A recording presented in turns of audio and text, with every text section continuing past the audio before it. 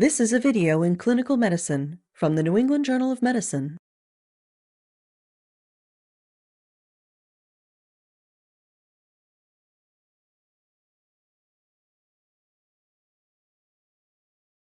Non-invasive positive pressure ventilation, or NPPV, can be used to manage both acute and chronic respiratory failure. In certain patient populations, NPPV offers the benefits of mechanical ventilation without the risks associated with intubation.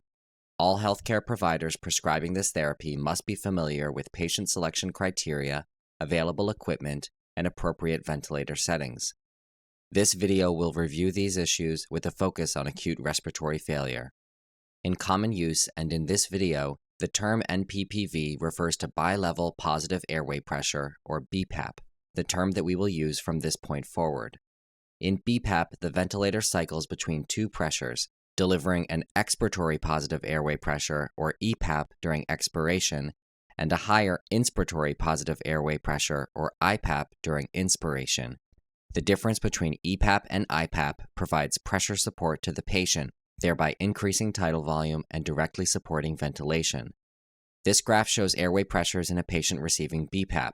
The tidal volume correlates with the difference between the expiratory and inspiratory pressures. Another common non-invasive mode is continuous positive airway pressure, or CPAP. CPAP is a spontaneous breathing mode that is distinct from BPAP. In CPAP, the ventilator delivers one pre-specified positive pressure throughout the respiratory cycle. It does not deliver additional inspiratory pressure and therefore does not directly support ventilation. This graph shows airway pressure in a patient receiving CPAP. The pressure falls during inspiration as the patient takes spontaneous, unsupported breaths and returns to the CPAP value during expiration. Many ventilators can also briefly reduce airway pressure during expiration to increase patient comfort. Consider the use of BPAP when a patient has evidence of respiratory failure. Signs include dyspnea, tachypnea, or use of the accessory muscles of respiration. Gas exchange abnormalities include an arterial pH of less than 7.35, a partial pressure of arterial carbon dioxide, or PaCO2, of more than 45 millimeters of mercury, and a ratio of the partial pressure of arterial oxygen, or PaO2, to the fraction of inspired oxygen, or FiO2, of less than 200. There is strong evidence that BPAP improves outcomes in hypercapnic respiratory failure secondary to acute exacerbations of chronic obstructive pulmonary disease, or COPD, and that both BPAP and CPAP improve outcomes in cardiogenic pulmonary edema in the absence of shock or ischemia. There is some evidence that BPAP may be used to treat acute hypoxemic respiratory failure in patients with immune compromise and to help patients with COPD make the transition from invasive mechanical ventilation to spontaneous breathing. An experienced practitioner should determine appropriateness on a case-by-case basis. There is insufficient evidence to recommend BPAP for the treatment of pneumonia, asthma, and the acute respiratory distress syndrome. The only absolute contraindications to BPAP and CPAP are cardiac arrest and respiratory arrest. Relative contraindications include discomfort from the mask that cannot be resolved with adjustments, a high risk of aspiration because of impaired mental status, except when the impairment is due to hypercapnia, a large volume of secretions, recurrent vomiting, and recent upper airway or gastrointestinal surgery. The defining feature of BPAP and CPAP is the interface between the patient and ventilator that provides non-invasive airway access. In most cases, this interface is a mask. Many types of masks are available, but in urgent care situations, the oronasal mask is most common. This mask has a silicone cushion that forms a seal around the nose and mouth.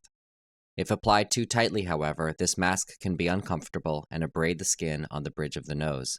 Alternatives include total face masks, nasal masks, and nasal pillows. The total face mask encompasses the entire face, including the eyes. It does not abrade the nose, but some patients may find it claustrophobic. The nasal mask or nasal pillows generally cause less claustrophobia, but the mouth must remain closed to prevent air leak. Non-invasive ventilators for inpatients typically have a variety of modes, settings, and alarms. On this standard ventilator, the physician can toggle between ventilation settings, alarm settings, and ventilation modes by pressing the buttons at the bottom of the screen. This standard ventilator display has two main panels. A top panel conveys real-time information about the patient's breathing in both numeric and graphic formats, while a bottom panel displays the active settings. The data in the top panel include the phase of the respiratory cycle, respiratory rate, tidal volume, minute ventilation, peak inspiratory pressure, and volume of air leak. The graphs indicate airway pressure, airflow, and tidal volume over time. The available settings depend on the mode. In CPAP mode, the basic settings include CPAP itself as well as FiO2. In BPAP mode, the basic settings include IPAP, EPAP, and FiO2. BPAP is most often delivered in the combination spontaneous and timed, or ST mode, in which the settings also include the minimum respiratory rate and the inspiratory time, or I time. If the patient's respiratory rate is slower than the minimum rate, the ventilator triggers the additional breaths at regular intervals, delivering IPAP for the duration of the I time. If the patient's respiratory rate is faster than the minimum rate, the patient triggers all breaths and the ventilator delivers IPAP whenever spontaneous inspiration is detected. When a patient is in respiratory distress, provide initial support and call for the help of a trained respiratory therapist who can set up the ventilator and troubleshoot any technical problems. If time permits, obtain a baseline measurement of arterial blood gases. Describe the essential features of BPAP to the patient. Doing so usually helps decrease anxiety and may improve tolerance of the treatment. To prepare the ventilator, first select the mode.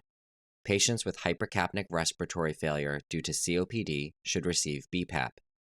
Patients with cardiogenic pulmonary edema without shock or ischemia may receive either CPAP or BPAP, since both provide positive end expiratory pressure, which is beneficial in ventricular dysfunction. If the patient has hypercapnia, however, BPAP is more appropriate. Next, enter the initial settings. Start with low pressures and adjust upward as needed.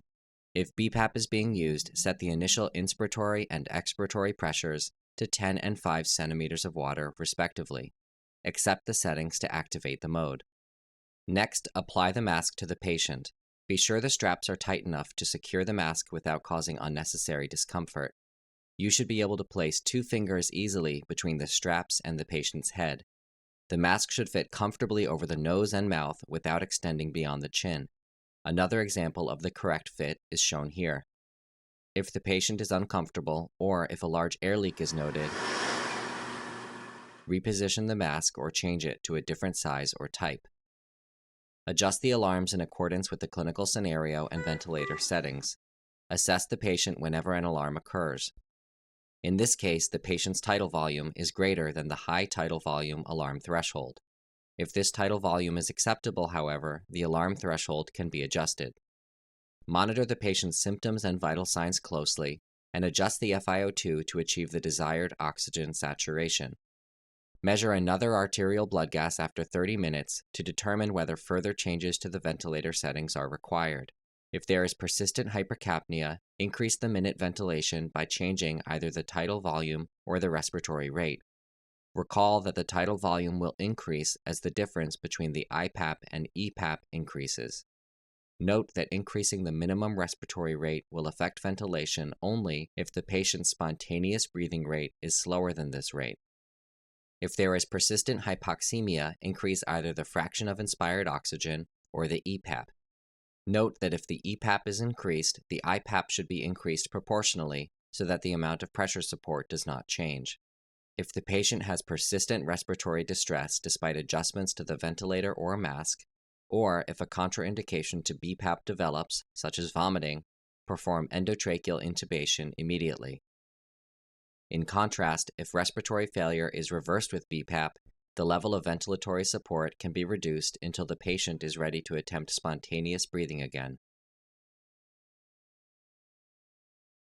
BPAP can help stabilize patients with acute respiratory failure and prevent the need for intubation.